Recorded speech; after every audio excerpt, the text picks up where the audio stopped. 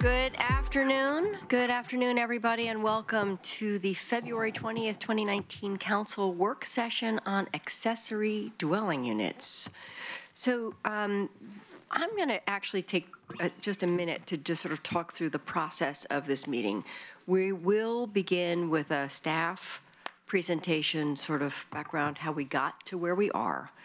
We will then go through the packet in color-coded chunks. So we'll start with green, then go to yellow, then go to red.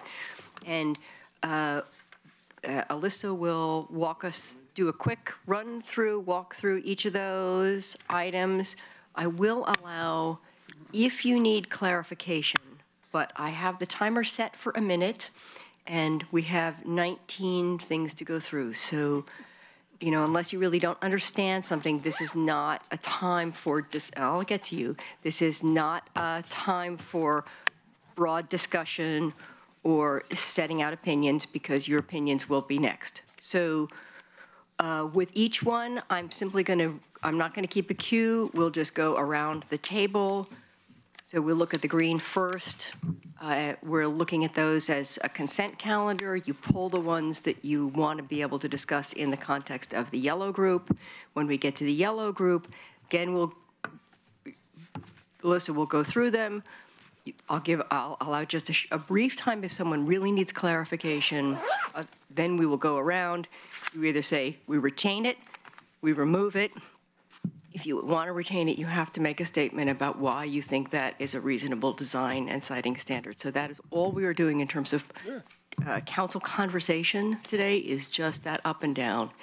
And understanding that what we are aiming to create is a very clear list that the public can respond to. So we want the public to know exactly where you are at this moment in time, so that they can respond with clarity, keep that, retain that, amend that in the public hearing. And then we'll come back in the second round, listening to that public input.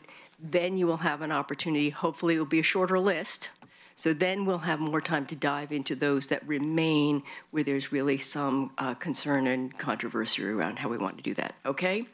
And did you have a question? Process question, yes, Mayor. This is the first time hearing of our process today, and I have to say I strongly disagree with this as a specified process. A lot of the pieces that we're going to talk about today, I don't think we've had appropriate public input on yet to make the kind of decisions you're asking and essentially telling us we have to make today. I fully believe that we can get to the point of what you're suggesting, but I thought we were going to be addressing today the issues of the remand rather than going headlong into creating new policy, which I think will, perhaps the council can give me a little bit of clarity here, but I think the more we legislate, the more we open ourselves up for appeal, and that's what we're doing when we go through this part. I think there are good answers for how we can proceed that don't involve us getting this deep yet. Thank you, Mike. So I will just say that you did receive an email that described this process exactly, and it went out on Thursday. So we did inform you, did have an opportunity to read that and follow up. Time is an issue here because each time someone files now for an ADU, that is consuming planning commission and staff. So I'm going to let Alyssa now describe where this is with respect to the remand, how we got here, or actually Emily is going to do that. So I will take just a few minutes to kind of bring you back up to how we got here, and to kind of help the folks who are watching catch up with what you already know from talking with me privately or in executive session. For a very long time, our code has had two potential ways that a residence could be added to a lot that already has a single family dwelling on it. If someone lived in the R1 zone or in one of the special area zones, they may be able to place what we call a secondary dwelling unit, an SDU, on their property if they meet some pretty rigorous regulations for doing so. The other possible way to put another home where one exists on a lot is through what we call just a second family dwelling, and those are allowed if you meet another different set of regulations depending on the zone in R2, R3, R4, and some of the special area zones. In 2017, the legislature said, okay, all cities of certain size, of which we are, you need to allow what we call accessory dwelling units. The legislature talks about those in terms of a second single-family dwelling that's used in connection with, or that's accessory to the first one.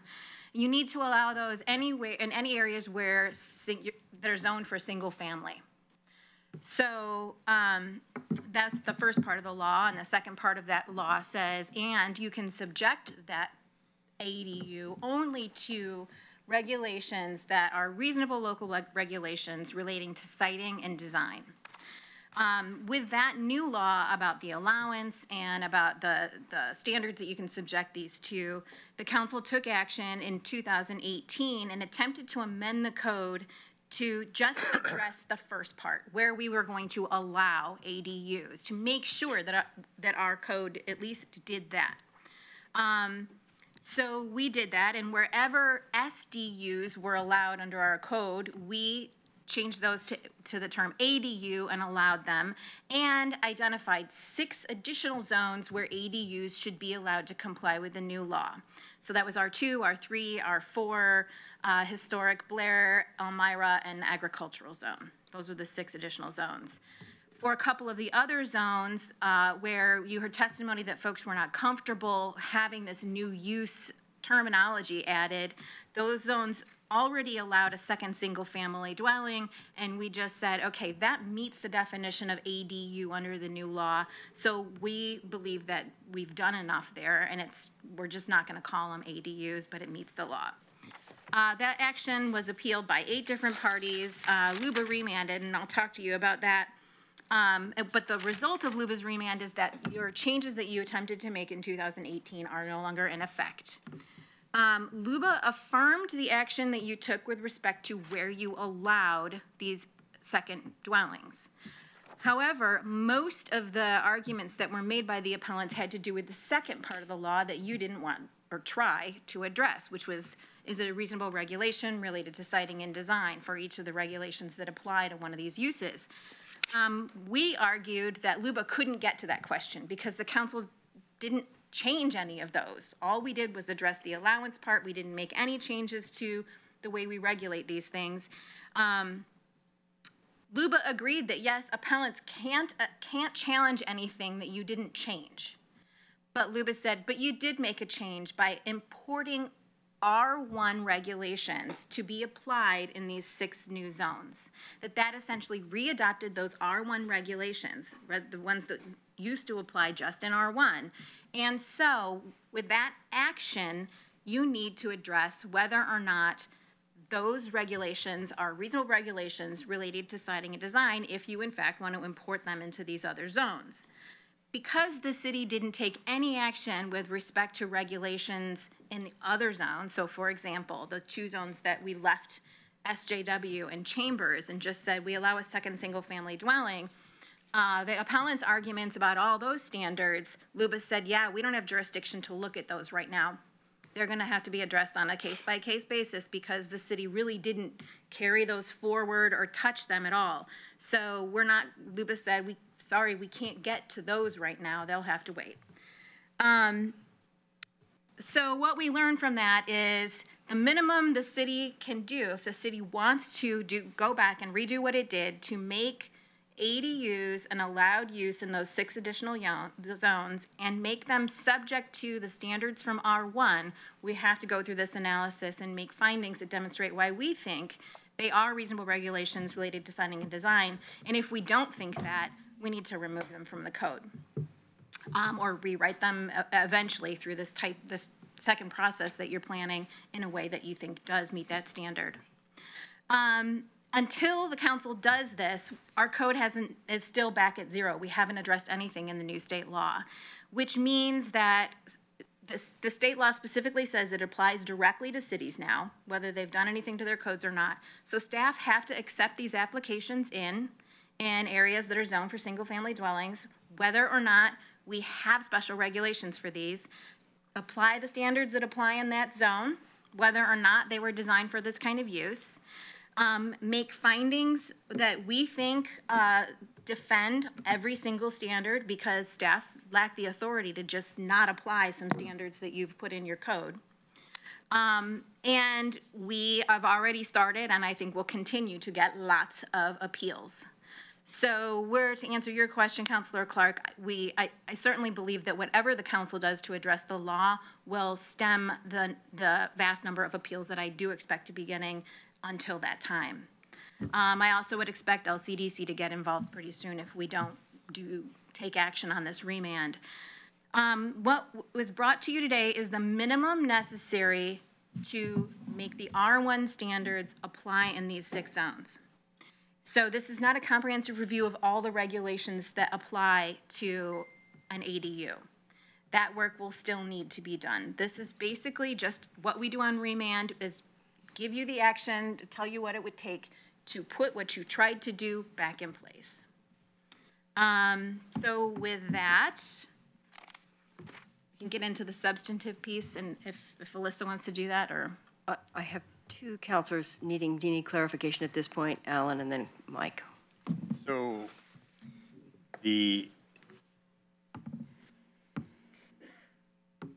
do we need to apply the ADU provisions to all 6 of those zones, well, the other 5, because one of them is R1, or just an R1, and because they already have that second independent unit language, right? And so what's the point of adding ADU, especially if my understanding is correct, the second independent unit rules are more flexible. Nobody's going to do the ADU anyway.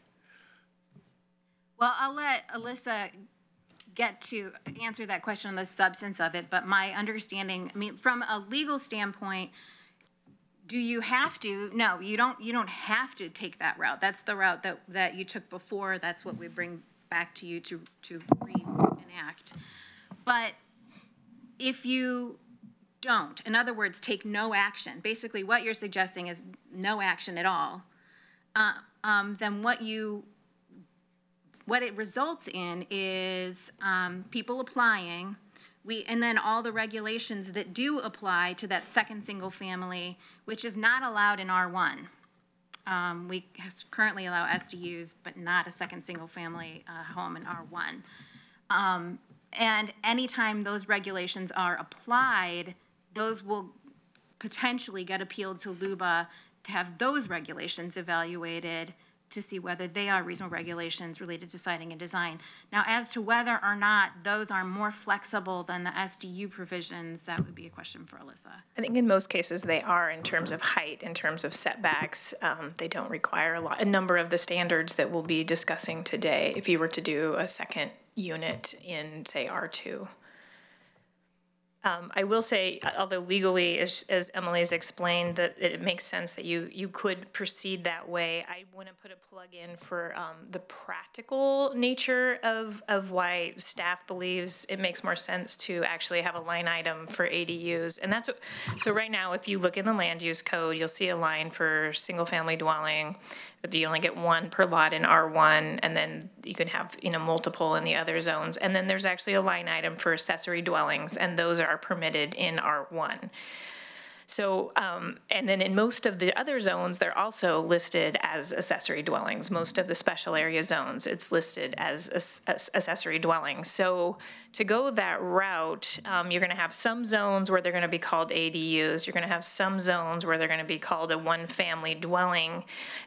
It gets to be a lack of consistency in the code, and it can be confusing for folks who are trying to figure out what's actually allowed on their property. I mean, the land use code is a pretty big document, and while I deal with it every day, I know that, the vast majority of homeowners or property owners or future property owners or renters, aren't familiar with the code. And so looking at it, it's a little confusing, like, wait, I look at the ADU line and it's not listed there. I mean, I know that's a simplistic explanation, but it does get confusing for folks. And then if somebody comes in with a building permit and they say, I want to do an ADU, we have no, and they could be proposing a 2,000 square foot home on the lot where there's already a 2,000 square foot home, and they can say, it's an ADU. And we'd either have to, I'm not sure what we would do with that, honestly, because at the time of building permit, we can't apply discretion. And so Emily read to you the definition of the state definition of an ADU. And I think we've talked about this before, that it's kind of vague. So if you're looking at a permit for a house, a second house, how would you determine it's an ADU without using any discretion? Is the distinction between an ADU and a secondary dwelling? Well, it's a second so a second dwelling. one-family dwelling. So if I say, so how, I guess, even though we allow a second one-family dwelling that meets the definition, so on paper, we would allow a second one-family dwelling that meets the definition of an ADU. When I brought you plans to show you a house, I'm not sure that you'd be able to tell me if it was just a plain old second one-family dwelling, or if it was a second one-family dwelling that met the definition of an ADU.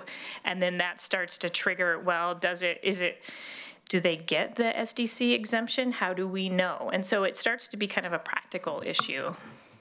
So if we don't apply the ADU, or even if we do apply the ADU to these other zones, we'll have two standards: second one single-family dwelling and an ADU. Correct. And then it depends on And then you how can choose. I mean, then a property owner whoever can wants to choose. develop it chooses which path they want to go on. Correct. But since this one's more flexible, the second one, Right. unlikely they're going to do that one. However, if you were, the transportation SDCs were reduced for ADUs. So maybe somebody in that case would choose to do an ADU and then be subject to the more restrictive standards.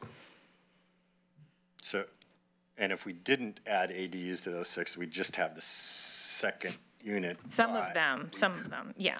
But we could be subject to people saying, an appeal that would say ADUs need to apply to those as well.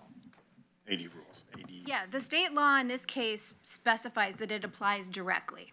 So anytime someone comes in, I mean, presumably the council took action before saying the areas where we allow single-family dwellings are R1, R2, R3, the list of areas where we already allowed SDUs and and the 6 we added.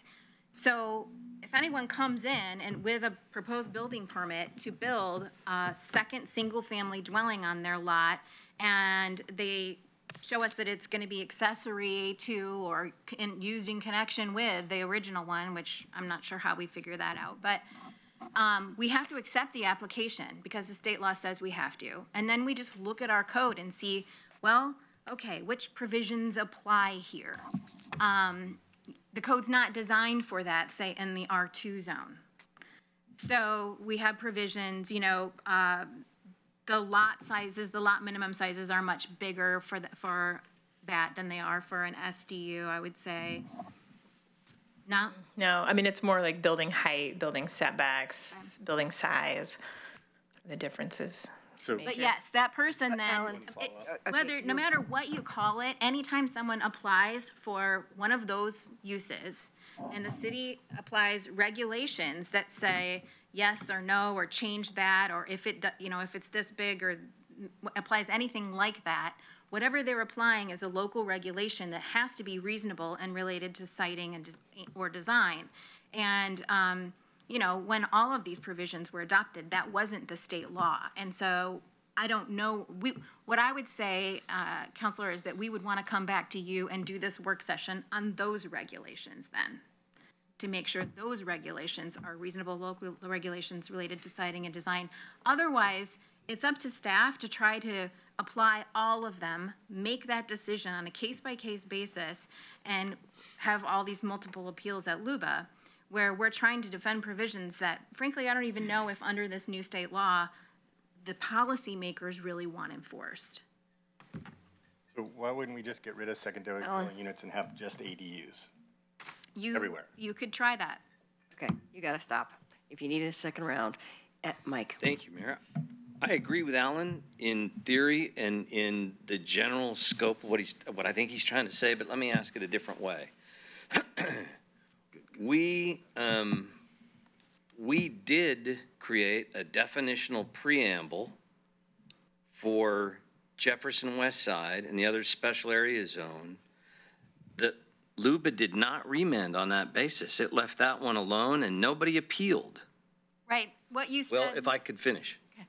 So that's settled law as a method. Why in the world wouldn't we put the same preamble definitionally around what an ADU is into R2, R3, and R4? Why wouldn't we do that? It's the easiest, simplest way to go. I think I've seen testimony about this, and it's wrong in terms of what is settled, because it overstates, or maybe craftily and artfully doesn't exactly tell you what LUBA really did, okay? LUBA said to all of you, all of the zones where you allowed, that when you address the first part of the law that says you have to allow them in all these zones, you did a good job on that. We got affirmed on a fair amount of things, right? That really wasn't an issue that it was raised, but we were told, okay, yeah, you did fine on where you allow them. And that's really all that provision did for those zones. It said, look, we do allow them here. We call them second single-family homes. We do allow them in 2, 3, and 4 right now. But that's not the approach you took before. But I want to make it clear that the regulations that are applied, even in the special area zone, if someone came in right now and said, I'd like to do an ADU in Jefferson West Side, right, that application would come in and we would apply the current regulations for a second single-family home. And if any, and believe me, they were all challenged in the appeal, but LUBA just said we can't get to them. In that case, staff would apply them. That individual who got denied, perhaps, would take it to LUBA and then challenge all those SJW regulations. Those regulations were not affirmed. We're here really about the regulations today, not the allowance. Again, I appreciate your testimony there, but I didn't want to debate you on this. I was looking for a particular question answered, which was, would we be safe, and why wouldn't we take the safest and shortest method to do as we did previously in 2, 3, and 4? I get R1. But with 2, 3, and 4, why won't that have a similar reaction if challenged at LUBA on its face legislatively for that? You would be safe in this appeal, but my job is to look for the long run. If I could, that's exactly my point, is that we should be safe in that. We should take this action because it makes us safe to do that while we engage in a broader community process to answer each of these questions. Okay. All right, I'm cutting this conversation over. We're done. We are going to actually begin the process because we have an hour to go. So let's begin working our way through. Okay. So again, as it's been mentioned, the key outcome for today, we hope, is council's input as to how the ADU standards should be treated in the remand ordinance for an upcoming public hearing. So you received an agenda item summary to help guide you through this. Attachments B through E, which was a pretty substantial chunk of it, or actually I just want to clarify, those are really for informational purposes. Those were just to kind of to help you with this initial conversation. And obviously, even today, I mean, you're going to continue to receive more input from a wide variety of folks. A couple of the things I just want to note is the law is not any clearer than it was when you dealt with this in 2018. So I'm sorry for that, but yeah, I cannot give you, exactly what reasonable standards related to siting and design. We don't, have that defined by the state for us. I also want to acknowledge that this isn't an easy task. Emily and I and others, took this through the filter using the definitions that are outlined in the agenda item summary, and it's not an easy thing to do. So don't be too hard on yourselves. It is a tough task, and you've got a lot of different opinions coming at you as well. And the other important thing I think it's good to say is that you're not making a final decision today. You are simply directing us of what to put in this remand ordinance so that then we can hold you can hold a public hearing and hear all of that testimony on those, particular directions. So, and then obviously after that, I mean, you have the final say locally. So you don't, based on what you hear, you want to make changes, you can. So, and I think it's obvious, as I said before, but you are going to hear from a lot of people. So attachment A, which I see some of you have out, our color-coded attachment, that's really kind of the most important part of today's conversation. And that's really a matrix that includes a summary and an initial evaluation of the 19 regulations that were raised in the LUBA appeals. So this is not a comprehensive look at all of our ADU standards. It's all of the standards that were actually raised in the appeal. And you'll see them divided out. So the first 7 are green, and those are the standards that staff believe we can make findings that they comply with Senate Bill 1051 in terms of that they're reasonably related to siting and design. And we recommend that those be retained in the land use code.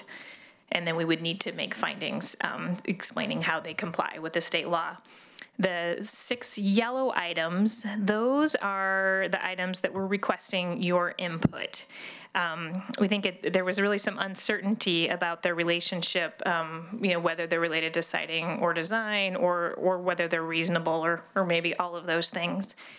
And for those, we'll be looking for your direction, whether they should be, moved to the green category. Should we keep them in the land use code? And in that case, we need to hear your thoughts on how they're reasonable and related to siting design, or should they be removed from the land use code and moved to the red category, which leads me to the red category. And those are the six red items that we recommend removing because we're not sure that the court would actually find that they're consistent with the state law.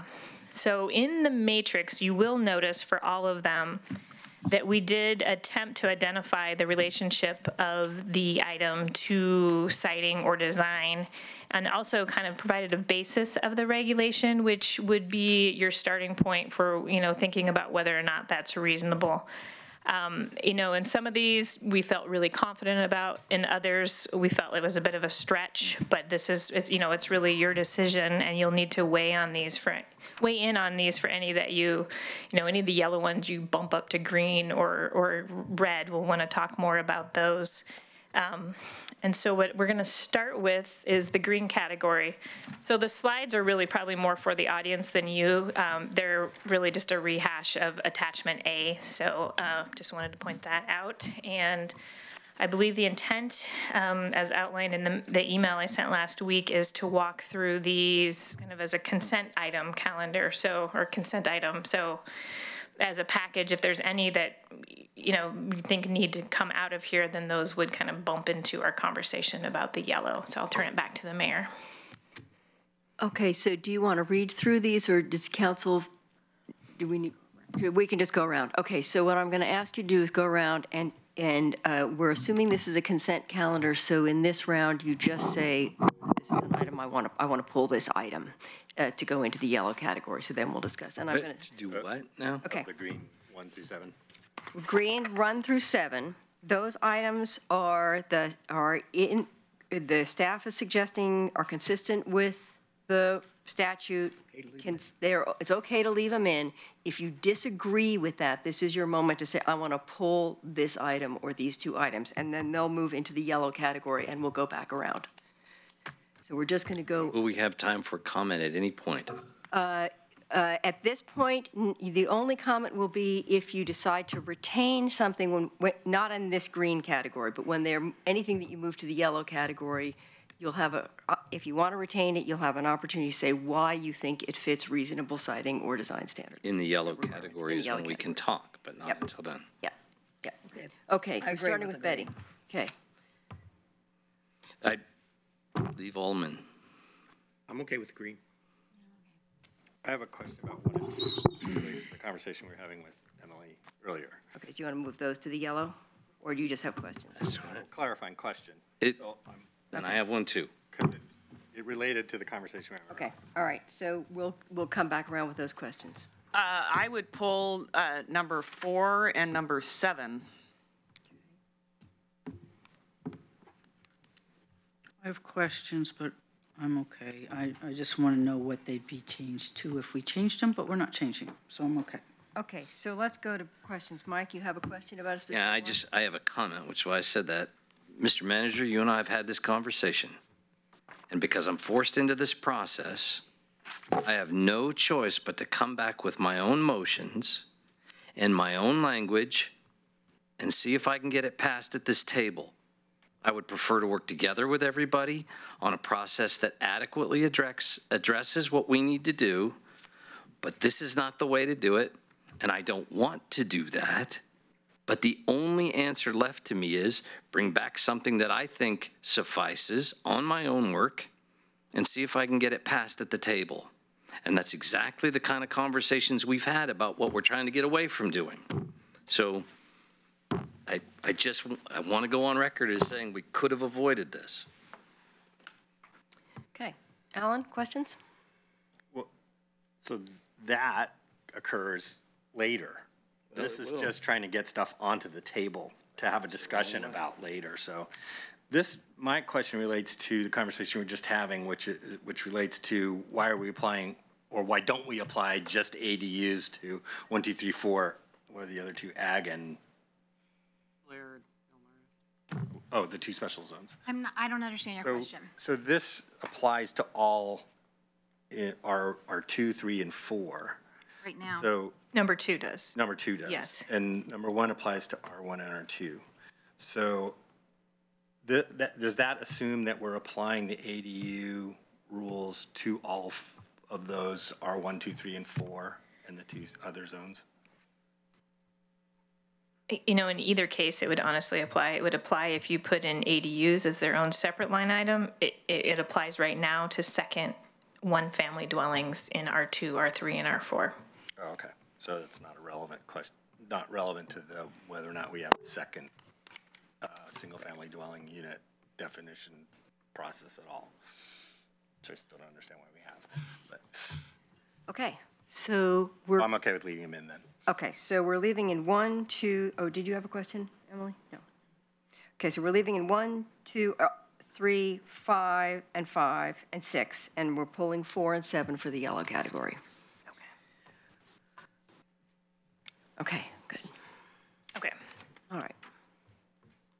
Well, I was gonna, let me cover 4 and 7 really quickly then, because that's what I'm intending to do for the yellow category. And really quick, it's not clear in your materials, and I sent a follow-up email in response to somebody, where it says university area, those were the area-specific standards that apply within the boundaries of Amazon, Fairmont, and the South University neighborhood. And then where it says all other lots, that means the rest of the city.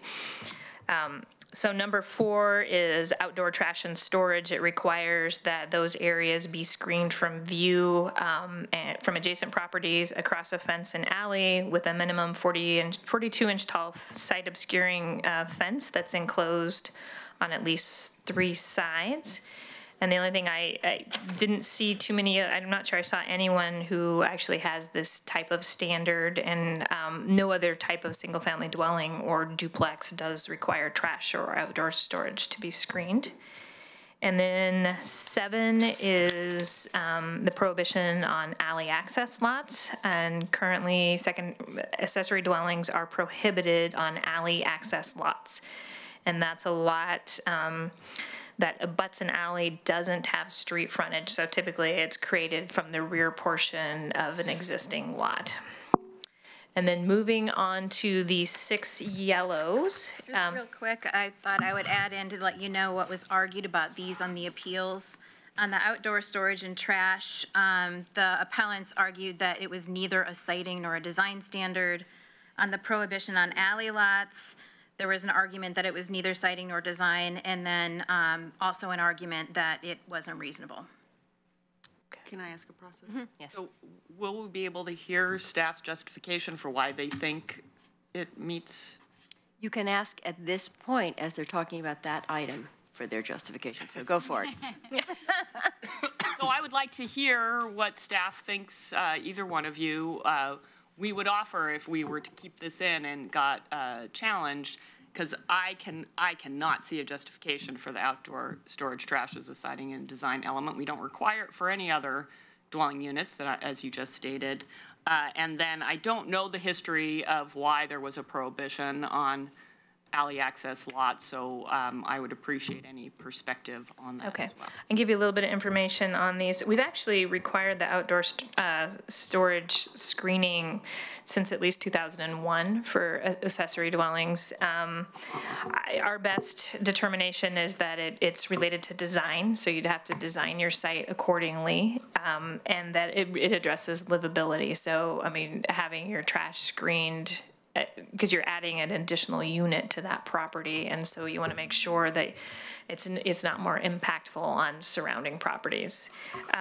In terms of the alley access prohibition, that was added also in 2014 as part of the single-family code amendments. And one of the things about those lots is that they're typically relatively small. They're carved off the back of a lot that has alley access. If you think about where we do have alleys in Eugene, I mean, those lots, they're not particularly big. So these alley access lots are typically around 4,500 square feet. They usually aren't greater than 5,000. There's already a house typically on that lot, so adding more traffic to the alley and overcrowding concerns, you start to get more people trying to use those alleys. Most of our alleys aren't set up to have, that much traffic on them. Emily, I don't know if you have anything you wanted to add. That's what we would argue. When I get a chance to respond to that, I will. Mayor? Yeah. Thank you. How does this relate to the Measure 49 claim, Morris, where it wasn't an alley access lot, it was a single-family tax lot that only had access to the alley? So that is an alley access lot, the Measure 49 claim, the Elise Moore, that particular one. And so that was actually the first single-family dwelling on that lot. So, yeah just one. Right. So, and that lot is not allowed to have an accessory dwelling. So if we keep this in, she still can't develop that? If we keep this in, she can't have a second dwelling on that lot. She wasn't asking for a second dwelling. She was asking just, I have First. one lot, nothing on it, I want one house. Right. So this would allow her to she could still do that? This doesn't have anything to do with her. Okay. You still have to fix that. All right, so go through the yellows, is that where we are? Go through the yellows, Okay. and then we'll... Okay, so again, there are 6 of these. This is where we really need your input on your thoughts on whether we should retain them, and if so, how they are reasonable standards related to siding and design, and or whether or not they should be removed. So the first one is minimum lot size, and these were changed as part of the 2014 single-family code amendments. For regular lots, they were increased. The university area received its own lot standard. You need to have a minimum lot size of 7,500 square feet. You've heard a lot of comments, I think, in the input so far. There are folks who think we need to retain this because it's consistent with density. It helps protect privacy and open space. Other folks are saying, this is really a barrier and prevents ADUs on a number of lots, and it's not consistent. It's not a reasonable standard related to siding and design. One of the attachments provided in your packet was Department of Land Conservation and Development's guidance document, which it is just that. It is just guidance document. But I will note that they did not include minimum lot size standard requirements in their model code. And in fact, their guidance really recommends allowing an ADU on any legally created lot. And then one of your other attachments was about what other cities are doing. And I would just note that many of them don't have a minimum lot size, or the minimum lot size is whatever the minimum size lot you can create in the zone. So then moving to the second one, which is density. And this... Doing these one by one? Yeah, because it's... Yeah, let me, I'm going to let you ask a Yeah, question. I would just say, Well- I appreciate your information about LCDC, and I appreciate your information about how some people would respond. I would respond that it's a backdoor method of redefining R1 because of the level of density. Once you change that minimum lot size, you recreate what can be sited in what place. And there couldn't be anything more fundamental to siting than what R1 is definitionally in terms of number of units per acre. So my question would be, how isn't it more accurate to say that if we have findings like I have just mentioned, that suffices for the sake of what the remand tells us, which is that we need findings in order to justify its relation to 1051? So what Luba actually said is, normally we would take a look at this stuff, but the city didn't address it at all. I get So that. if you say that, whatever you say, I mean, we can only help you along so much. Whatever you guys I'm want not to say is asking what you we'll whether say. or not it wouldn't get Luba appealed would based then- on. Luba would decide whether they agree or not. They want something to look at and say, we agree, we disagree. Right. So we can use it as findings, and it is possible that someone may, based on a land use action, appeal it, but not on a legislative basis, correct? Incorrect. Okay? That's what I'm asking to help me understand. Why?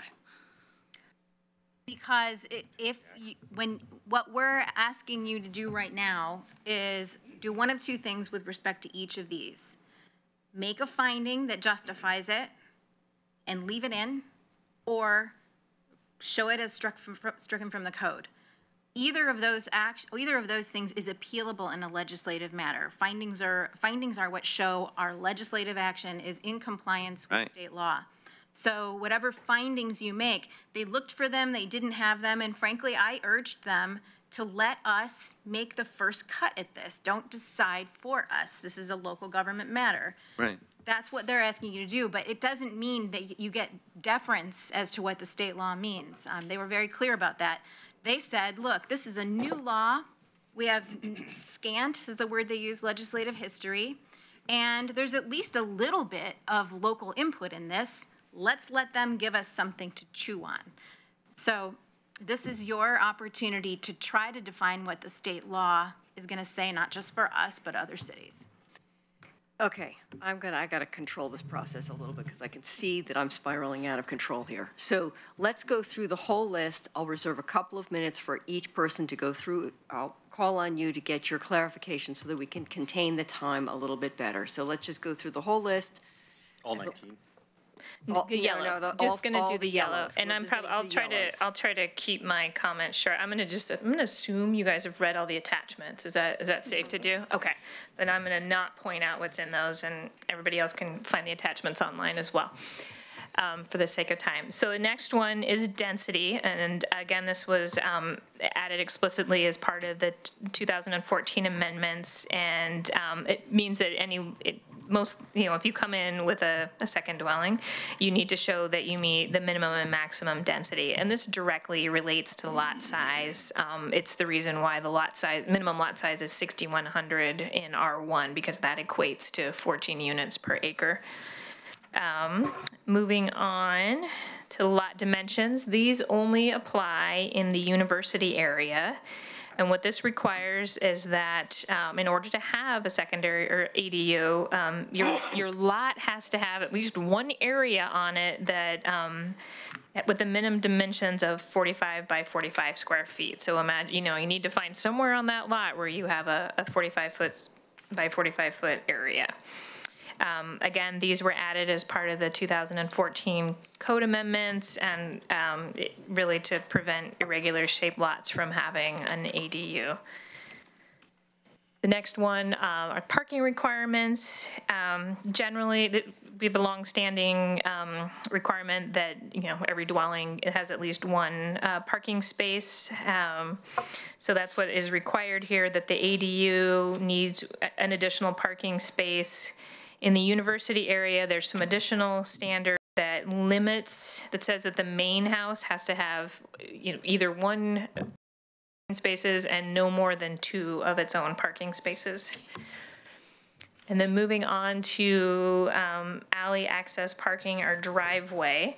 And this isn't pertain to alley access lot, about a lot who has frontage on both a street and on an alley, but the primary vehicle access to get to the ADU would be through the alley or from the alley. And if that's the case, then there's a whole host of fairly prescriptive dimensional standards that apply to your parking lot, your parking space, your garage door size.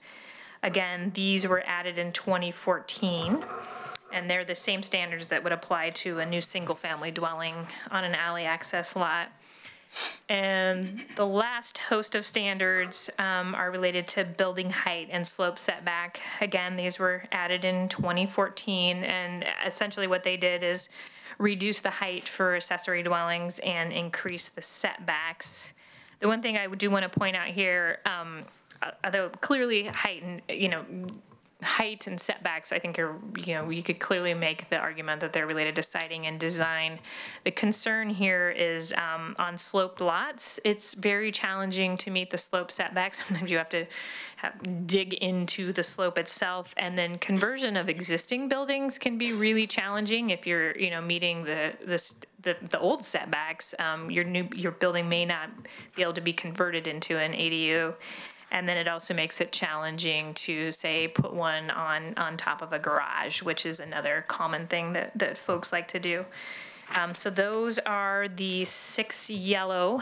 And again, what we're asking to hear is whether or not they should be retained, and if so, how they're consistent with the state law, or whether or not they should be shown as removed in the ordinance. Okay, so before we go around, anyone who has a question or a clarification around this yellow category? Emily and Alan, and then Mike. My question actually applies to a few of these.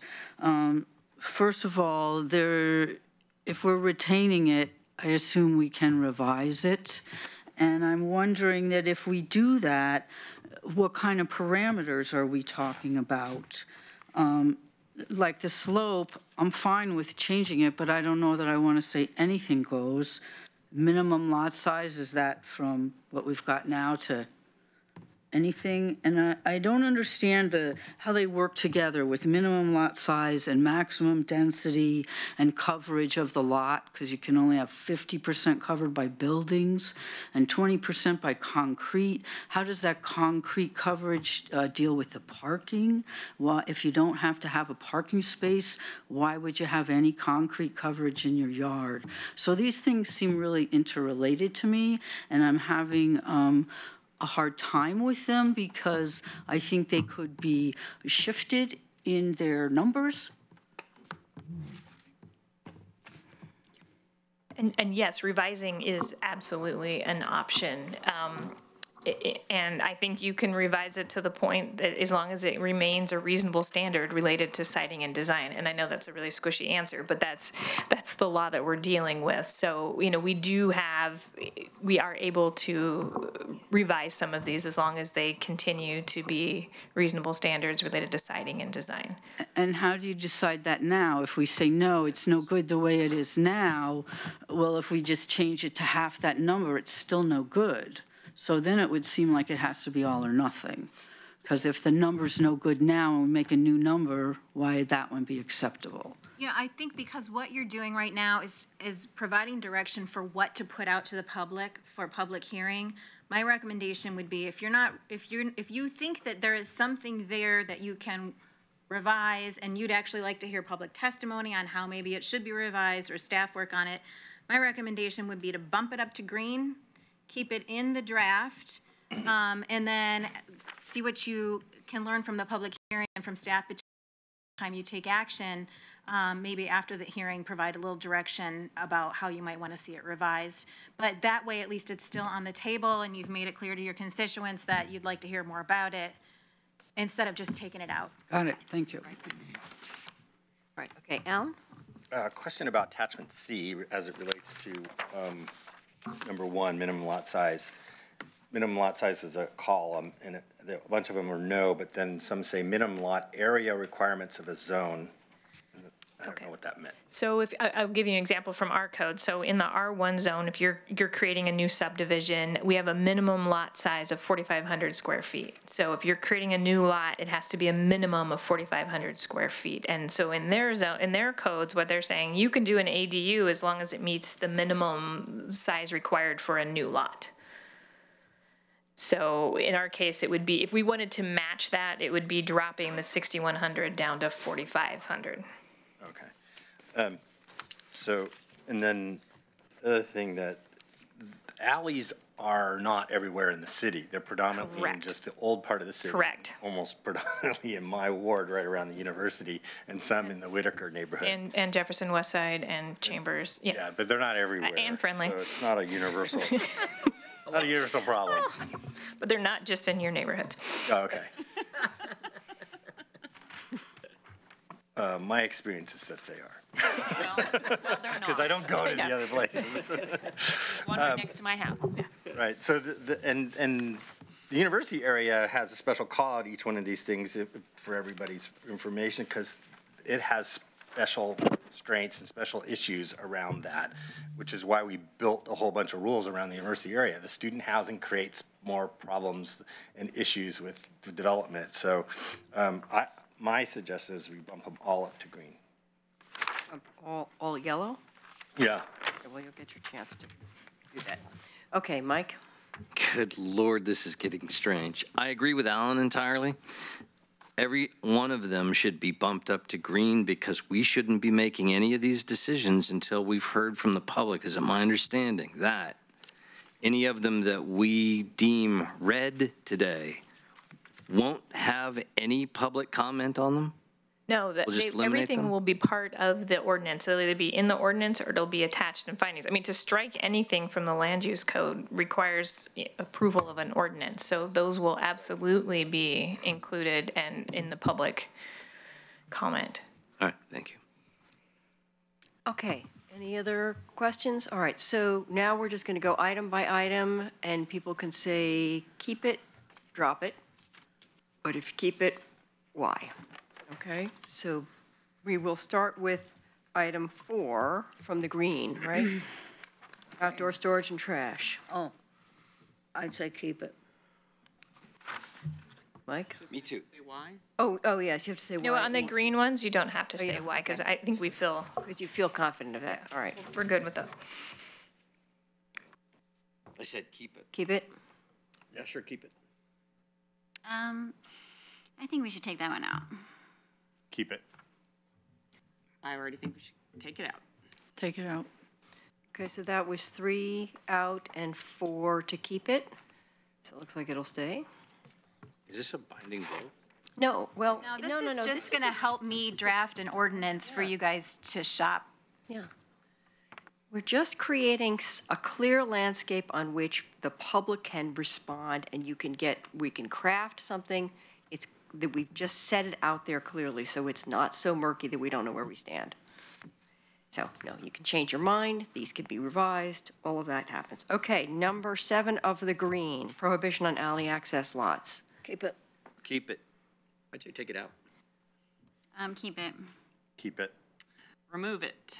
Remove it. So that's another 3 to 4, so that stays. Okay.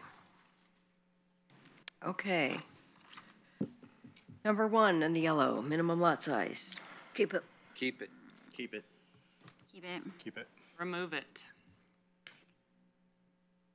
Keep it, maybe with revisions. I want to hear what people say, Okay, so and I we want keep to that. see it mixed together.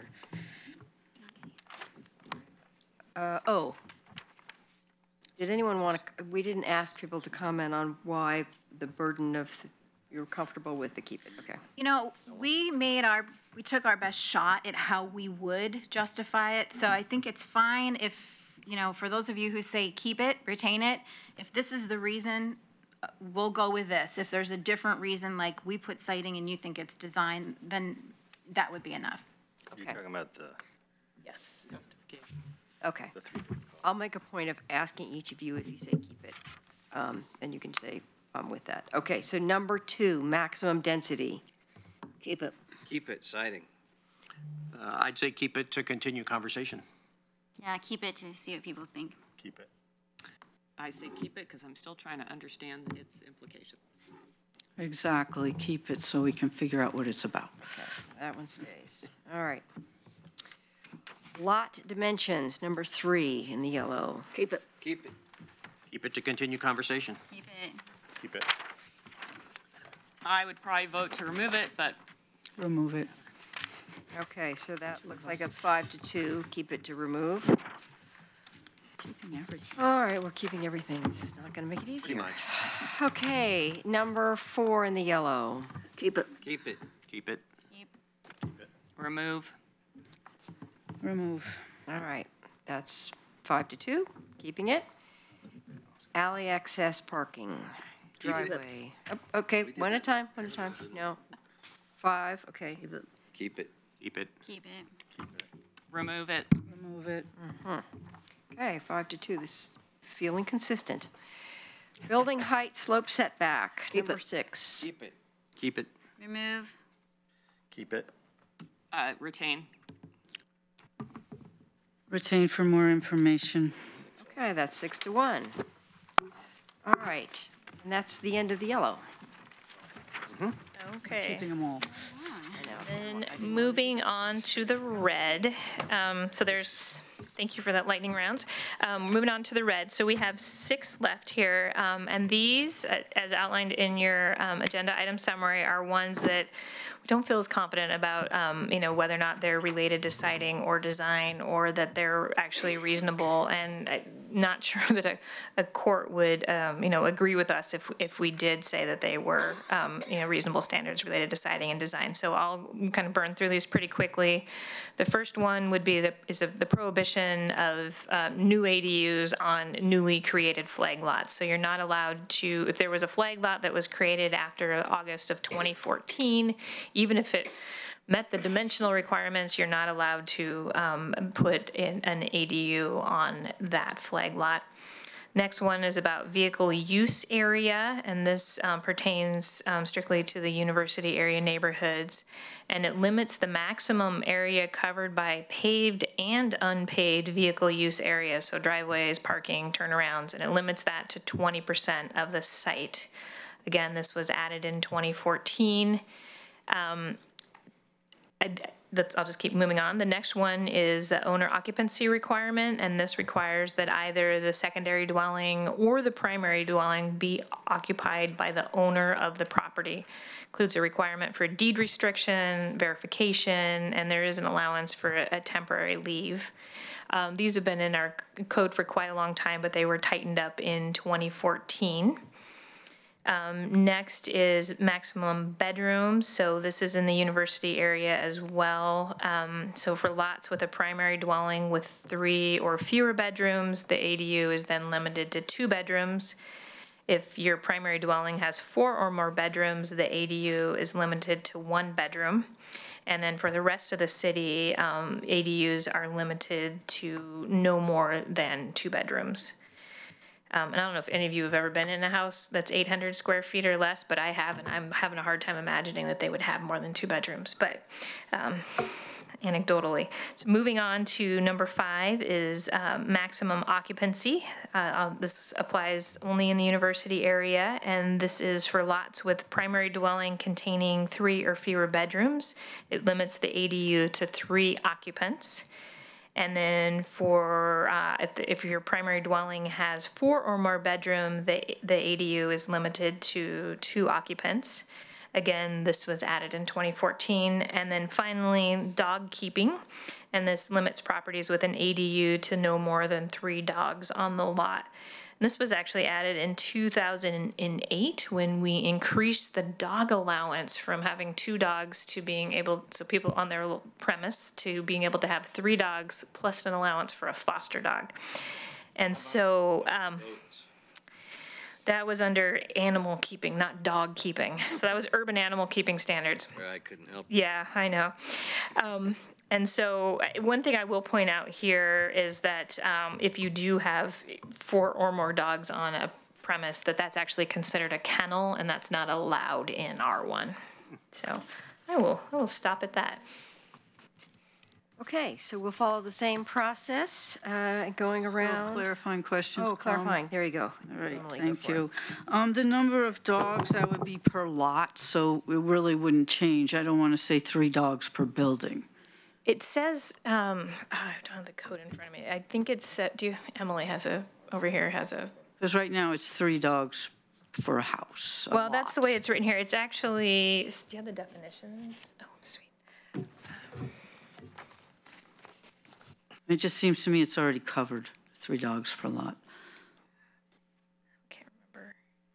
I feel like it is already covered. And I honestly. also don't I know think what you're it's trying to siding or design. It's, who gets to live there. Yeah, I think that the standards are clear enough because a kennel talks about the establishment or premises on which 4 or more dogs over 6 months of age are kept and maintained. So if you have less than that, you're not a kennel. So it's allowed. So this limit is 3 per lot. Yes, in the residential zones, you get 3 per lot. So why do we need it if it's 3 per lot? That's a good question. Okay, thank you. And then the number of people, that's the same thing. We've already said no more than 5 unrelated in the main house. Why would it be different in the second house? That is a good question. I mean, some of these are standards that council adopted. So I don't have, well, they're all council adopted standards. Obviously, I didn't adopt any of them, but the basis for the regulation, there wasn't a lot of conversation about. So I'm unprepared to, which is why it says for council discussion on that particular one. 5 and 6 seem kind of irrelevant because we already have them. Right, you can have 5 unrelated folks living in the main house. Wouldn't that apply to all houses? Yes, I mean, it would apply to any house. Great, thank you very much. Okay, Alan, clarifying? Same question. So where does the 5 unrelated people live in the code? It's not. It's a definition under the definition of family. We just probably keep that notebook out. So does it relate to the house or the lot? Because if it says house, It's the then you can have 5 in the house. It's the dwelling. It's per dwelling. Per dwelling. So you could have literally 5 in the primary dwelling, 5 in the SDU. More than that, if you're related. If you're a student, guess what? They could possibly cram 5 people into an 800 square foot house, but wouldn't it be fun? Is that?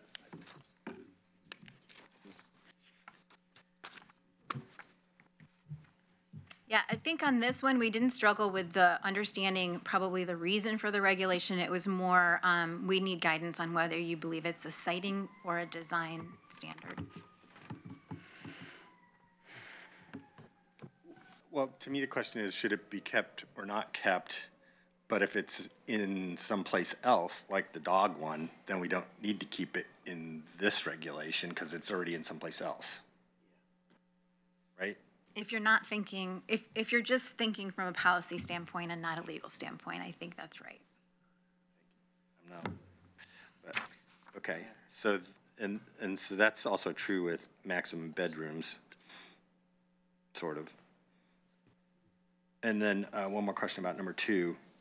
So don't we have parking requirements other than this one that are done somewhere different? Yeah, so that was under, those were in the yellow. So in the yellow, there's the parking requirement. Well, it just says that the parking requirement says you need 1 additional space for your ADU. And then for your primary dwelling, you can have 1 or 2 spaces, meaning you're going to have 2 or 3 spaces on your site. And this is saying, okay, for all of your parking area, it is limited to 20% of the total lot area.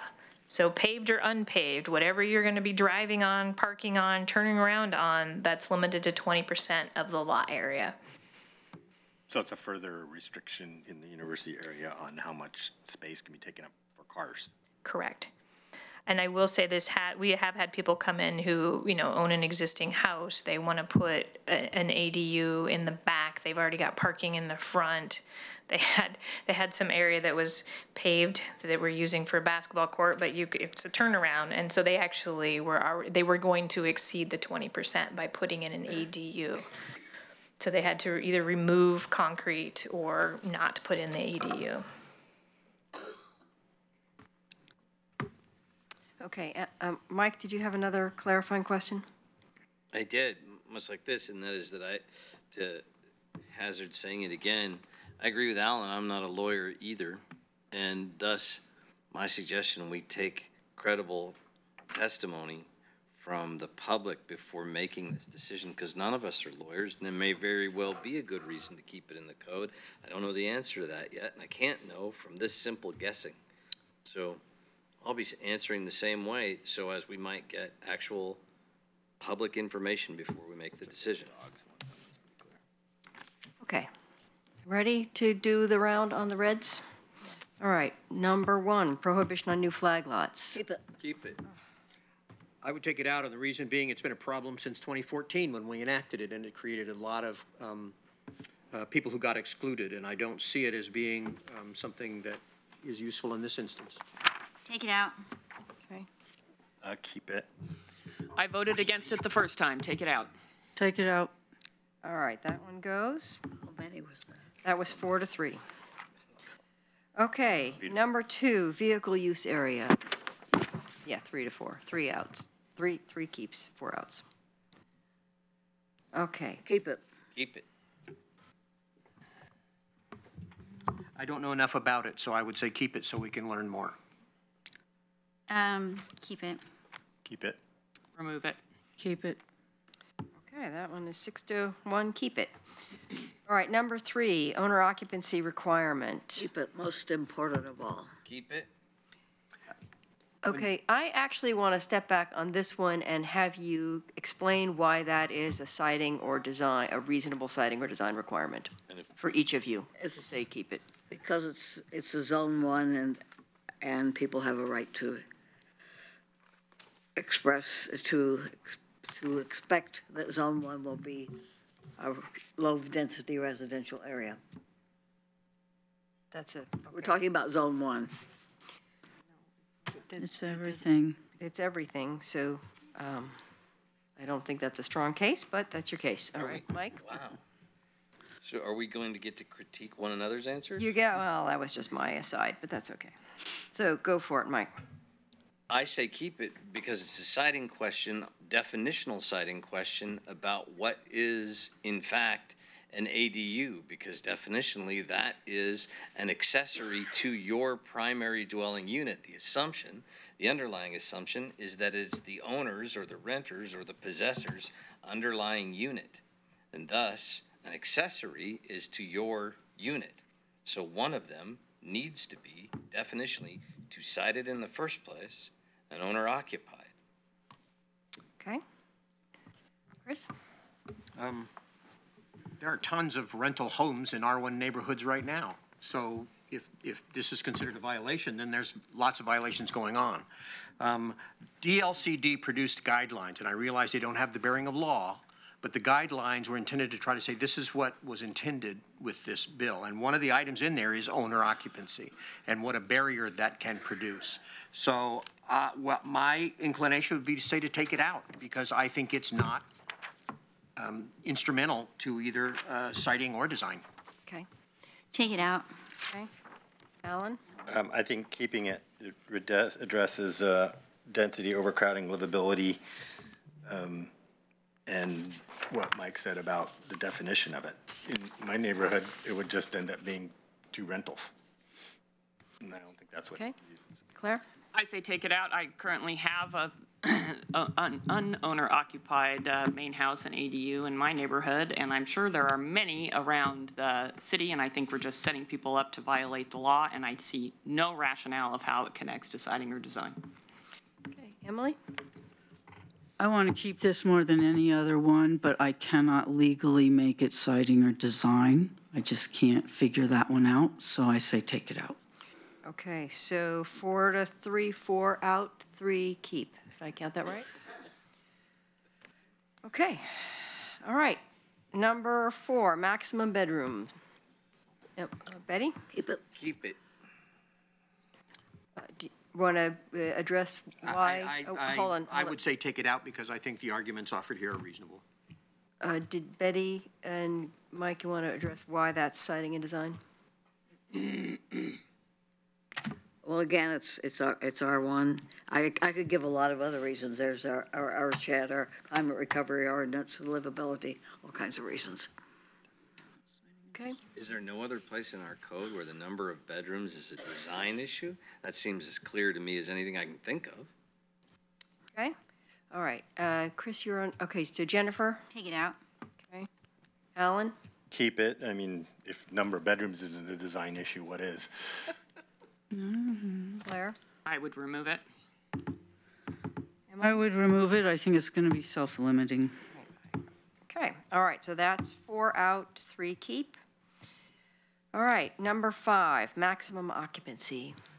Keep it. Mike. Oh, you want to address why, Betty? Climate, open space, R1, livability. As this isn't a rationale one, I'm sorry, were you finished? I apologize. I'm thought you through. were. As this isn't a rationale issue, but one where it specifically says that it's for council discussion and you're seeking our input, my answer is that I don't know. And I recognize where it came from, its genesis in the first place. And there may very well be a good reason for it to exist in this place as well. I don't know what that is off the top of my head until I hear from the public and more learned opinion about that. So I'm going to want to keep it until I do. Okay. Chris? I would take it out because I think it could be dealt with in other parts of the code. Doesn't necessarily need to be in this piece. Okay. Take it out. Alan? Keep it. I think it's a livability and overcrowding, and this issue keeps coming up over and over and over again in my neighborhoods. Okay.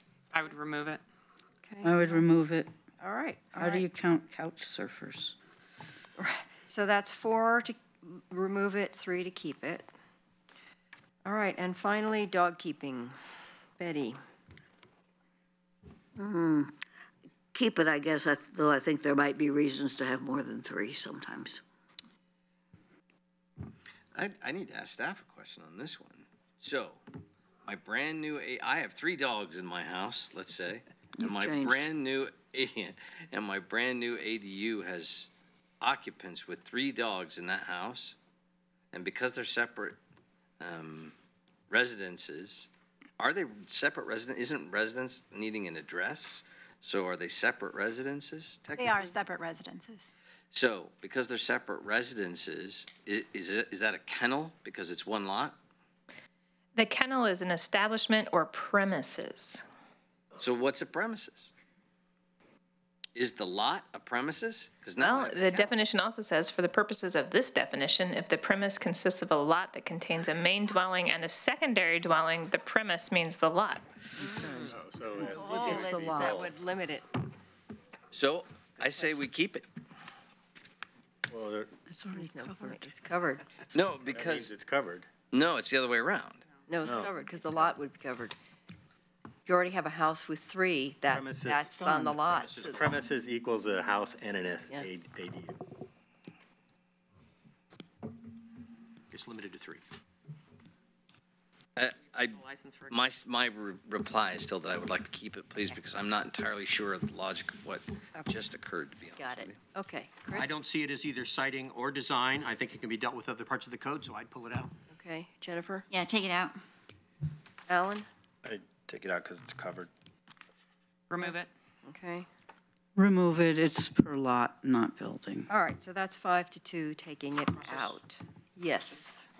2 to 5. And specifically in the area of the red ones, are they still going to be in the code that goes That's what forward? I asked. So they will be in the ordinance, but the ordinance shows things that are added and things that are being struck out. And I think, we'll have some kind of companion piece there too that's talking about what's being retained as well. So that's really clear that, based on the initial direction you pointed out today, gave us today, we will be really clear about what's being retained and what's proposed at this time for removal. Yeah, so you might say, these are still here, the public will still get to see what they are, but we could convey that the council's interest has been to remove them unless otherwise Right. there's a compelling reason. I might add that, what we'll have is for those that are being retained, findings that explain the city's position on whether it's siting or design and its basis for determining it's reasonable.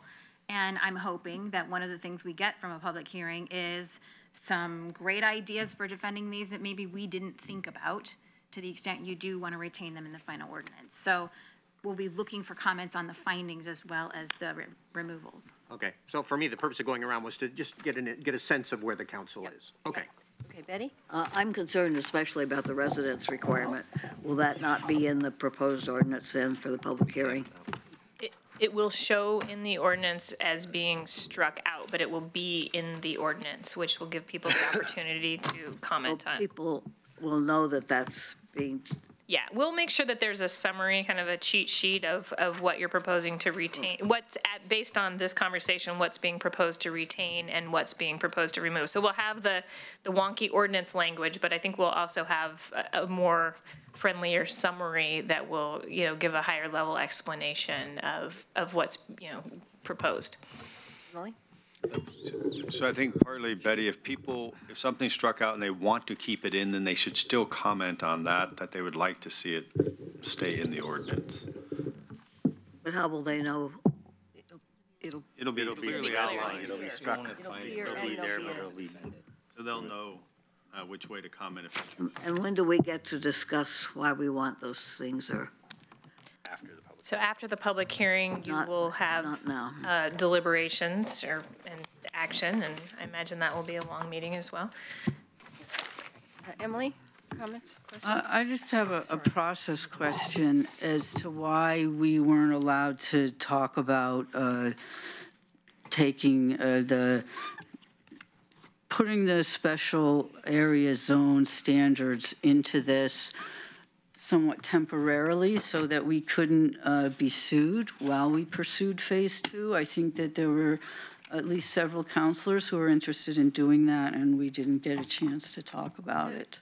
Just, I want to address that because we do have a few minutes. To be clear, what that would mean, and it's certainly an option for the council, what that means is you would vote against the ordinance and vote essentially to do nothing. So, I mean, the words that we put in with respect to those two special zones were, and this wasn't perhaps, this is meant to defend what we did. It was semantics. It was basically just to say, hey, we already allow these here. We just call them second single-family dwellings. So, but we don't need to put that kind of language in for all the other zones. What you want to do is essentially treat all the zones like we did those ones. What we would do is just not adopt an ordinance, because we already do allow a second single-family dwelling in R2, R3, R4. It may be a question with like Elmira and Ag. Yes. But I'm not sure if that's a risk that you're maybe willing to take about not addressing those zones. I don't know. But, my recommendation to you, if the majority of you feels that what you want to do is treat all the zones like you did SJW and Chambers in your original action, what you really do is no action. You don't need an ordinance that says, we're good. Then would we still be getting sued, or would? Lots and lots. Oh, yeah, you'd get sued. No, I don't. Not, and nobody can sue what you don't do, okay? So you wouldn't get appealed on taking no action. We would get appeals by applying the current code and on case-by-case basis as we get applications. So it would be on staff, but the council wouldn't have to do anything. I still don't get it, since Luba already upheld those as being okay. All Luba did was, I mean, in the past, when we put them in, they passed. this is a new law that passed in 2017, and it imposed a new standard that didn't apply in 2014. Okay, thanks. Okay, Mike, I'm sorry. Yeah, that's right. If we put the preamble in, though, and I think there are 4 votes at the table here, but the only reason I didn't make the motion is because Greg's not here, and I think we need a fuller conversation. And by the way, I hope we're going to create findings for owner occupancy, or did we just decide not to do that? the way it is right now, the draft ordinance that will be up for a public hearing will be no findings justifying it. It would show it as. All my colleagues are sure that's what they want to move forward with, is that staff isn't going to create any defensive findings around owner occupancy. That's how you want them to proceed. I would suggest perhaps that's not how we should, but the other piece was around Emily's question. If we did in fact put in the preamble language and then didn't do anything else, and this is just with 2, 3, and 4, how in the world can that be legislatively appealed? Because that same exact thing occurred without remand and without appeal.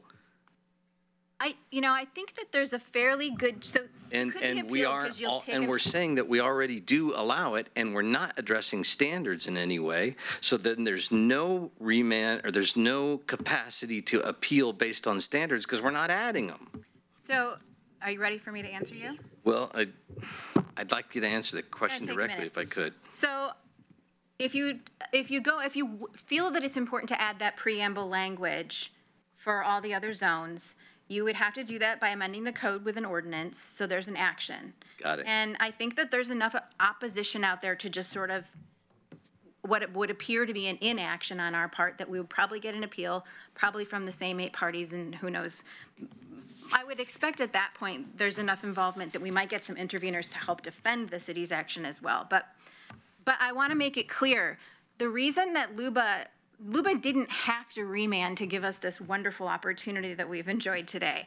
And admittedly, I argued that they should do that because I thought it was important for local government to make a decision whenever we can in the first instance.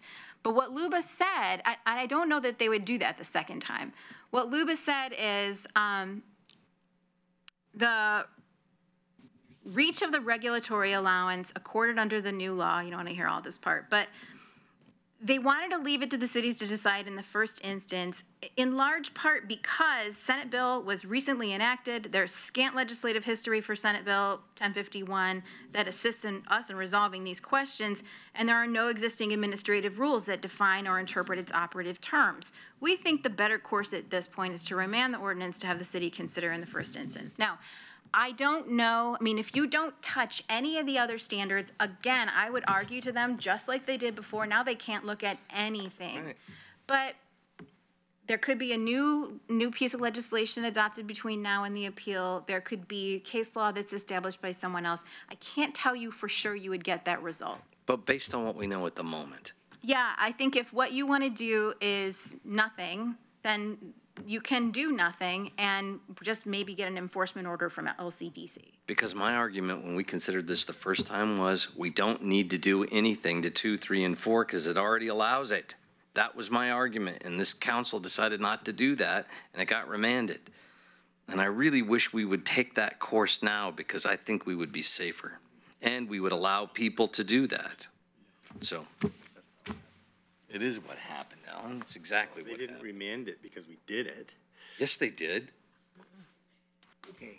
Okay, thank you. Thank you, Emily and Alyssa, for walking us through this. Thank you, council, for your forbearance for this. And Betty, you have a comment. If we should decide to do nothing, and I assume we still have a chance to do that, would we still have the residency requirement? Unless Luba rejects it on an application that comes through. So if we get an application in, we say, I'm sorry, no, you have told us that you're not going to live in either one of these homes. And actually, I think we have one of these going to Luba. No, we don't yet. And then Luba will look at that regulation, and they'll decide whether they think it's siting design or. And do we have another opportunity when we have a full council, I don't know how it would turn out, but to discuss whether we should have findings for the residency requirement? Yes. Which is so crucial to preserving neighborhoods. It is. Alan. Well, so staff's going to go back and do this new ordinance, and for everything that we left in, they're going to put a rationale for it. Everything that we deleted or struck is going to be silent. my recommendation is that they actually say why we struck it as well, so that it's clear what the rationale for doing that is. And then people can respond to that. That just makes it clear in the public forum to be able to have a conversation about, yes, that's true or that's not true. I don't like that, I like that. And so my recommendation is for the things that we struck, that we actually do add a rationale for why we did that. We can do that. 5 times I agree with Alan. God. Okay. Thank you. I know this was really a challenging process and not maybe the optimal way that you each would have done this, but we did get through 19 considerations in just over an hour, and this was the way to do it. So it does enable us to just keep moving forward. So thank you very much for just hanging in there. Thank you for excellent preparation, and we are adjourned.